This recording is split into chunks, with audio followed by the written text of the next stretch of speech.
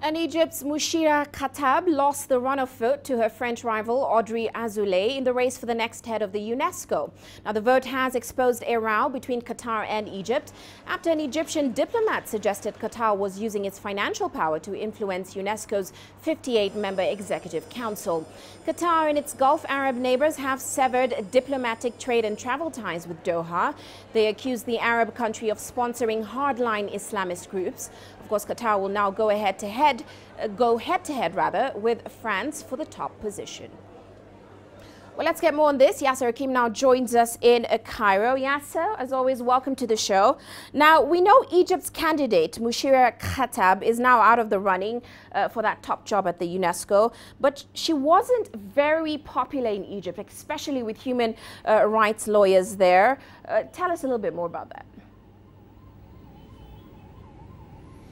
Yes, in spite of Mushira Khattab being very active with women's rights and children's rights as well, being the head of the National Council for Women and has been championing women's rights and children for a decade or more, but she was not popular with human rights, some of the human rights groups, especially that she was linked as a minister for housing for women and the population during the Mubarak era and the Mubarak government for several years, and that was a not so popular government that was known to have had suspicious dealings concerning human rights and human rights violations, and it ended up as the government that was overthrown by the 2011 uprising and Mubarak being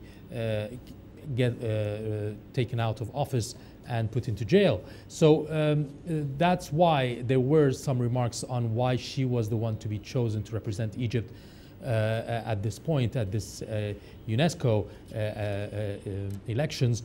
However, maybe she has had more popularity and a better image outside of Egypt, especially with international institutions, because of her activities in the last decade or more.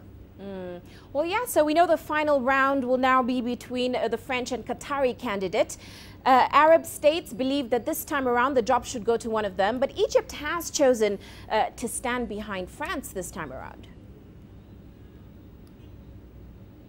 Well, actually, the voting has ended and results were just out a while ago, and the French representative has been voted in with 30 votes against 28 for the Qatari. So actually, just now, the UNESCO will be headed by the French.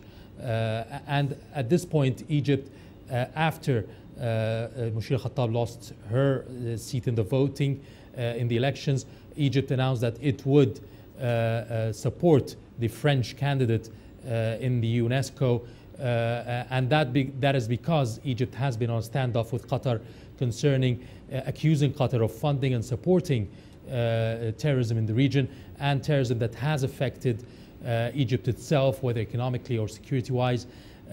Egypt has been working with United Arab Emirates, Saudi Arabia, Bahrain, to try to push Qatar to stop funding terrorism. And that's why Egypt sees that UNESCO should not be headed by a country that is accused by several nations in the region of supporting terrorism. And that's why Egypt had supported the French candidate who eventually won the elections a few minutes ago. Quite interesting. Many thanks for that update, Yasser. Now, of course, we know now that the French candidate is at the top of UNESCO. But going forward, the U.S. has now pulled out of the organization. Israel is to follow. What are your thoughts on the view that the politicization at UNESCO has taken a toll on certainly the strength of UNESCO as an organization? Yes, it's a problem. UNESCO is more of doing humanitarian work, helping the poor, helping women, children, giving rights to people who are in impoverished areas, who are not so lucky to have a decent living. And trying to politicize this is going to really affect the activities of the UNESCO. The US like you said, has announced that it will leave UNESCO by the end of the year. But you should know that US has not been giving its share, the financial share, to UNESCO for a while. So UNESCO has not been benefiting from the US lately. US has not been paying its share to UNESCO to help fund charity work around the world. And now Israel doing the same. It shows that politics is somewhat trying to destroy what the nations are trying to build concerning a better future for generations and for people who are in impoverished areas or in disadvantage.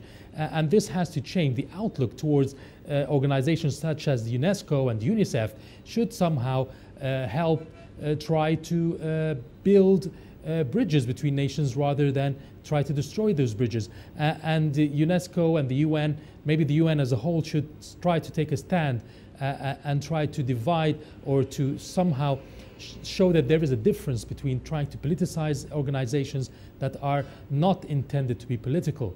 And this will go on to other organizations as well, not just UNESCO, if this trend continues, and thus more sufferings to the nations in the future.